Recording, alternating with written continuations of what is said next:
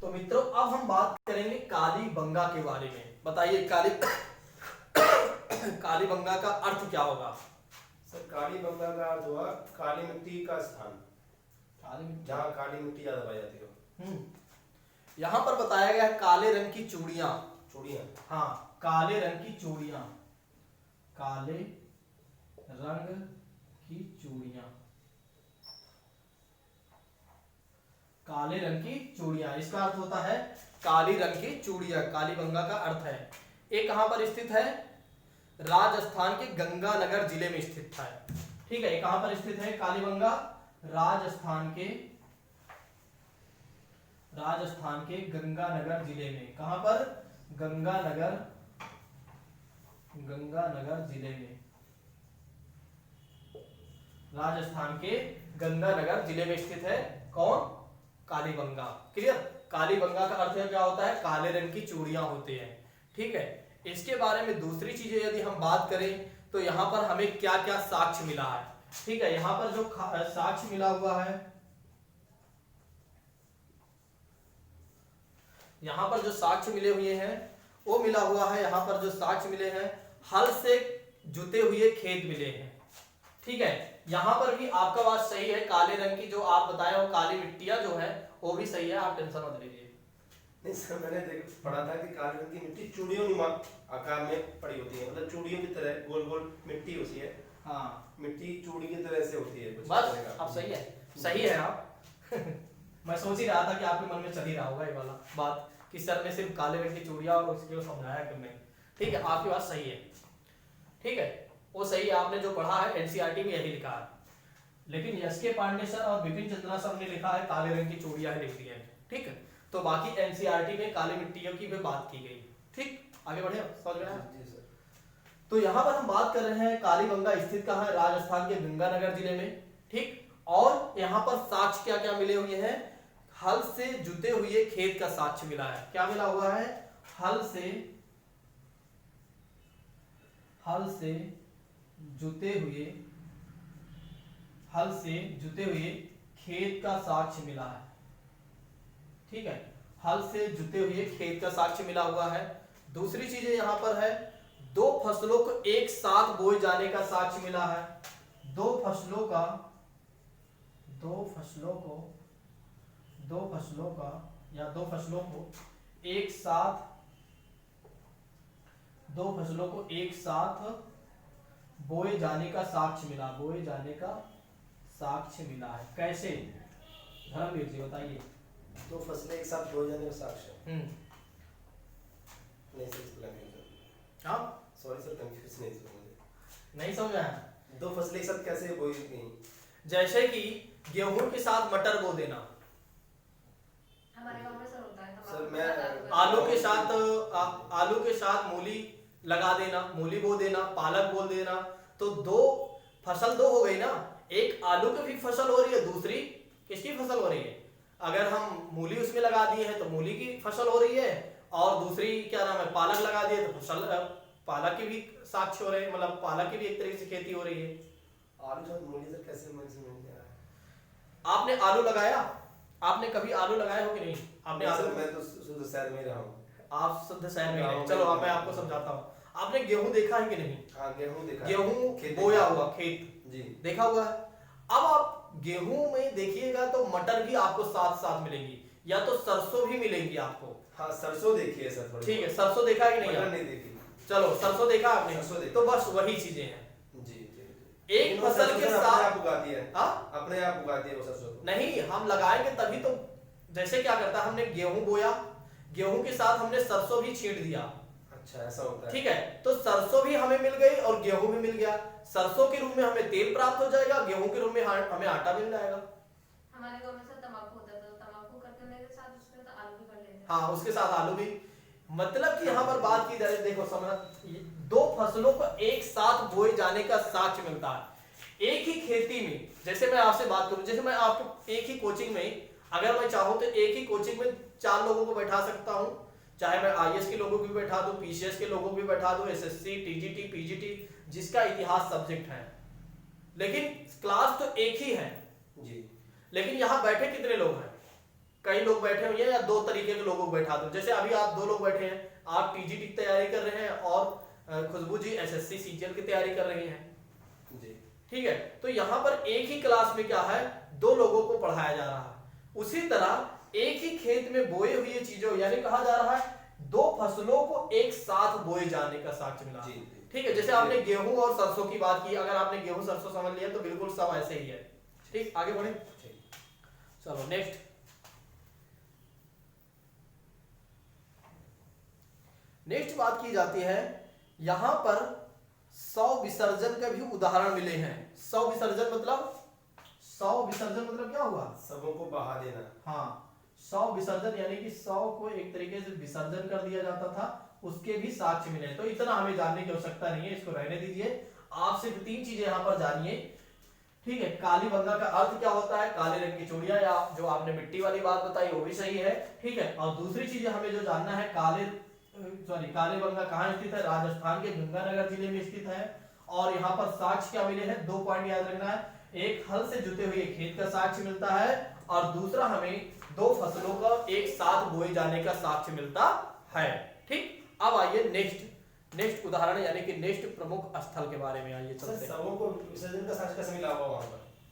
शवों को दफनाने सबको का, नहीं, सब विसर्जन, विसर्जन मतलब होता है नदी में बहा देना। वो तो बह के चला गया, तो पता क्या चला कि यहाँ पर नदी में बहाया था उसको। मतलब कि एक तरीके से जब नदी थी, जब धरती का विनाश हुआ होगा, या एक तरीके से धरती एक तरीके से इधर उधर हुई होगी, तो क्या हुआ होगा, धरतियां क्या हुई, क्या जो मानव गए हैं एक साथ, क्या मानव कहीं रुके होंगे कि नहीं, सर मान लिया, या कहीं वही स्थान में फेंका गया होगा, हो सकता है उसी समय हुआ होगा।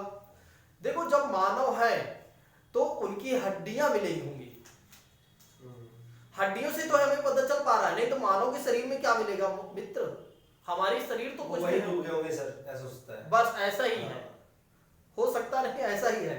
ठीक है, इतना मत सोचिए, फिर एग्जाम में आप सब गलत कर देंगे। ठीक है, कालीबंगा 3 पॉइंट याद रखना है। ठीक है, कालीबंगा का अर्थ आप जानते हैं, मैंने आपको बता दिया कहां पर स्थित है, क्या साक्ष्य मिले, 2, एक हल से जुते हुए खेत का साक्ष्य मिलता है और दूसरा 2 फसलों को एक साथ बोए जाने का साक्ष्य मिलता है। बस इतना आपको याद रखना है। आगे चलते हैं नेक्स्ट पॉइंट पर। नेक्स्ट बात की जाती है बनावली।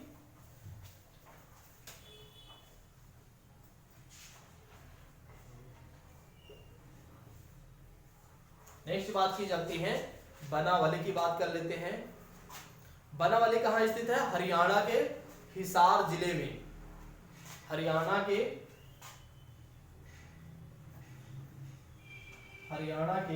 हिसार जिले में।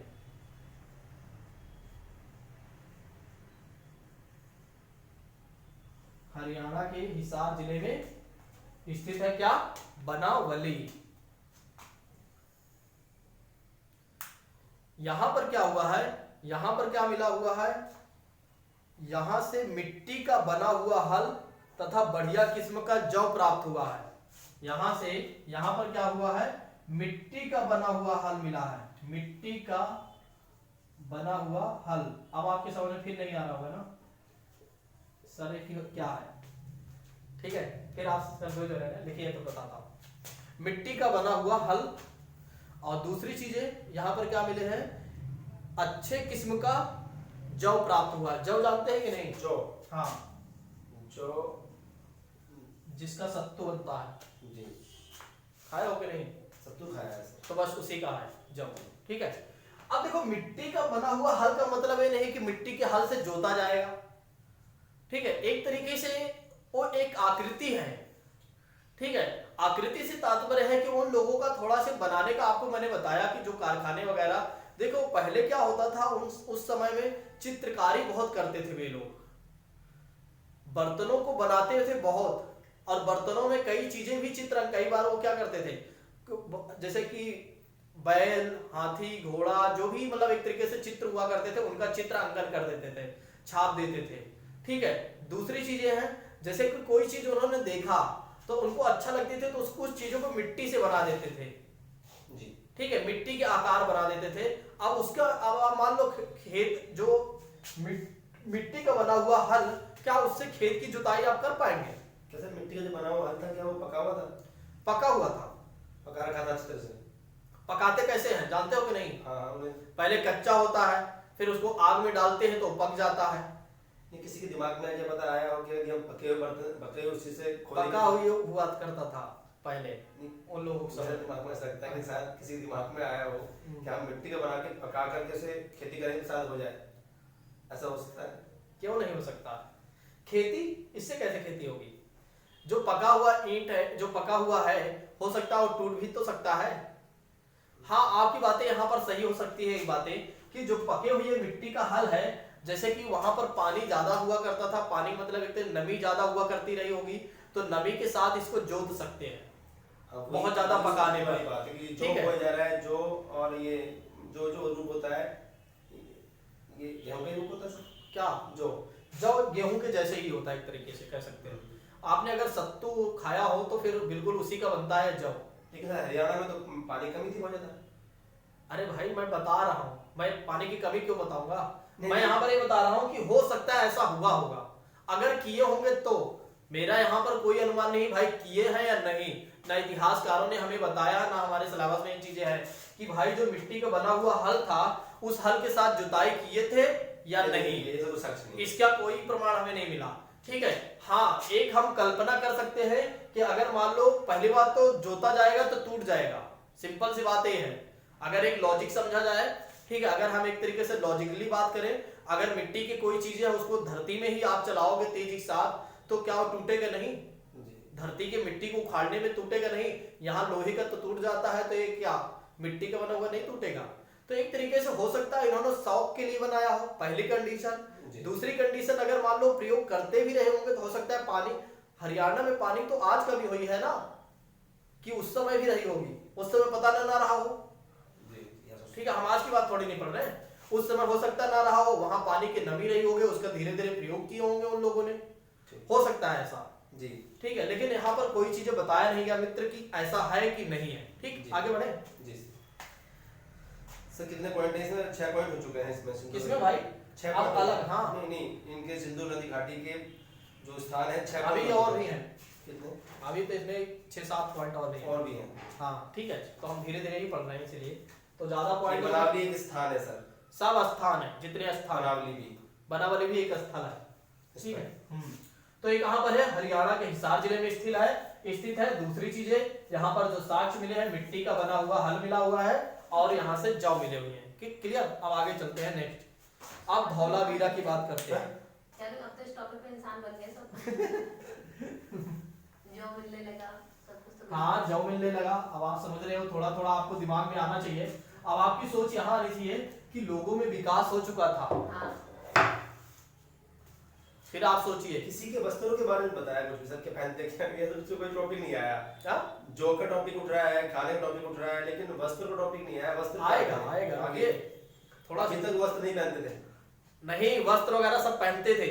हम सीक्वेंस वाइज पढ़ा रहा हूँ ना मैं आपको, सब कुछ होने लगा है यहाँ पर। आप मान के चलिए यहाँ सब कुछ हो रहा है। खाना खाने लगा तो मतलब सब जब खाना खाने लगा इंसान, जौ खाने लगा, तो आप समझ लीजिए यहाँ सब हो रहा है। जब खेत जोत रहे हैं, कृषि कर रहे हैं, इसका मतलब यहाँ कपड़े भी पहन रहे होंगे।